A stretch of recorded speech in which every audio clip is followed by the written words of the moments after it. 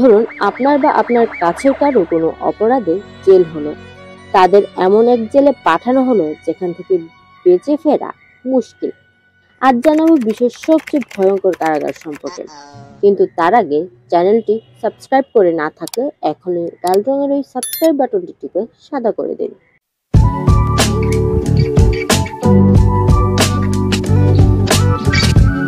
দূরান্তে নেই কোনো মানব বসতি, ঠিক এমনই একটি স্থানে 410 একরের এলাকায় জুড়ে গড়ে তোলা হয় কারাগার। কঠোর নিরাপত্তায় ঘেরা এই কারাগারে রয়েছে 3 স্তরের নিরাপত্তার দেয়াল। সেই কারাগারে যেতে লাগে আবার বিশেষ অনুমতি। এমনকি ভয়ঙ্কর এই কারাবন্দীদের নিয়ন্ত্রণে রাখতে মোতায়েন রয়েছে আইন শৃঙ্খলা বাহিনীর প্রায় 100 শতাধিক সদস্য। বিশ্বের সবচেয়ে ভয়ঙ্কর কারাগারের খেতাবপ্রাপ্ত এই বন্দিশালার নাম centre for the confinement of terrorism বা স্কট।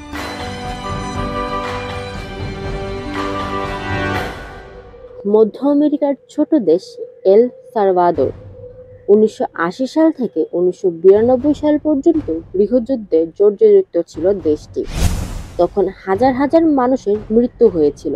ক্ষুধা আর দারিদ্র্য থেকে বাঁচতে অনেকে পাড়ি জমায় যুক্তরাষ্ট্রে। সেখানে গিয়ে নিজেদের সংখ্যালঘু ভাবা সালভাদোরিয়ানরা অপরাধী চক্র গড়ে তোলে। পরে তাদের ধরে ধরে এল সালভাদোরে ফেরত পাঠানো হয়।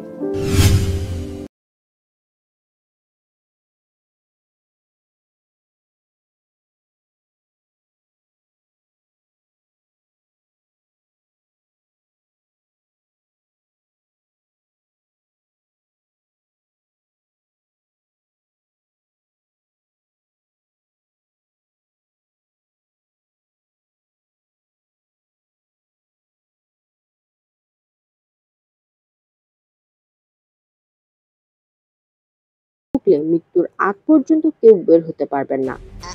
রাজধানী সান সালভাদোর থেকে গাড়িতে করে সিকটে যেতে লাগে 90 মিনিট। লাতিন আমেরিকার সবচেয়ে বড় এই কারাগারে 40,000 পর্যন্ত বন্দী রাখা যায়। এখানে বন্দীদের পরিবারের সদস্য বা অন্য দর্শনার্থীদের সাথে দেখা করতে দেওয়া হয় না। আদালতের বিচার কাজ চলে জুমের মাধ্যমে। কারাগারের 1.5 মাইল জুড়ে মোবাইল ফোনের সিগন্যাল ব্লক করে রাখা হয়েছে। এখানে বন্দী রয়েছে MS-13 ও রাবিউ 18 বা 18 স্ট্রিট গ্যাংয়ের সদস্যরা। গ্যাং সংশ্লিষ্টতা থাকলে যে কাউকে গ্রেফতারে পুলিশ এবং সেনাবাহিনীতে 2022 সালে ক্ষমতা দেন বুকেলে। এরপরে রাতারাতি 80,000-এরও বেশি মানুষ গ্রেফতার করা হয়। কুখ্যাত সব অপরাধীকে জেলে ঢুকিয়ে রাতারাতি নিরাপদ দেশগুলোর একটি হয়ে ওঠে এল সালভাদোর। একই সঙ্গে এমন অভিযানের কারণে বুকেলে জনপ্রিয় আরো বেড়ে যায়।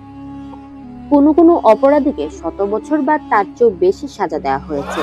অনেকে অবশ্য এখনো অভিযুক্তই করা হয়নি, কিন্তু কারাগারের পরিচালক জানান কোনো কারাবন্দী এখান থেকে বের হতে পারে না।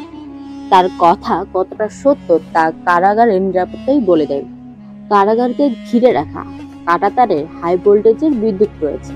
কারাবন্দীদের প্রতিদিন মাত্র আধা ঘন্টার জন্য সেল থেকে বের করা হয়, আর 24 ঘন্টা ধরে জ্বালিয়ে রাখা হয় বাল্ব। আবার কয়েদিদের জন্য আলাদা টয়লেটের কোনো ব্যবস্থা নেই। প্রতিটি সেলের ভেতর 2টি করে উন্মুক্ত টয়লেট রয়েছে। বন্দীদের খাবার খেতে হয় হাতে, কেননা খাবারের সঙ্গে কোনো চামচ দেওয়া হয় না। একসময় যারা এল সালভাদোরের 90% এলাকায় নিয়ন্ত্রণে রয়েছিল, এখন তারাই ভয়ঙ্কর এই কারাগারে বন্দী।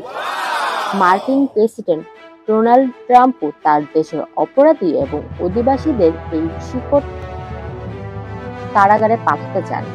আমেরিকান এমন প্রস্তাব রাজি হয়েছেন বুকেলে। তো এই ছিল আজকের ভিডিওতে। ধন্যবাদ এতক্ষণ ভিডিওটি দেখার জন্য। কমেন্টের মাধ্যমে আপনার মতামত জানান। পরবর্তী কোন বিষয়ে ভিডিও দেখতে চান, আর এখনো যদি সাবস্ক্রাইব করে না থাকেন তাহলে দ্রুত ওই লাল রঙের সাবস্ক্রাইব বাটনটি টিপে সাদা করে দিন। তো আজকে আমি যাচ্ছি, দেখা হবে পরবর্তী ভিডিওতে।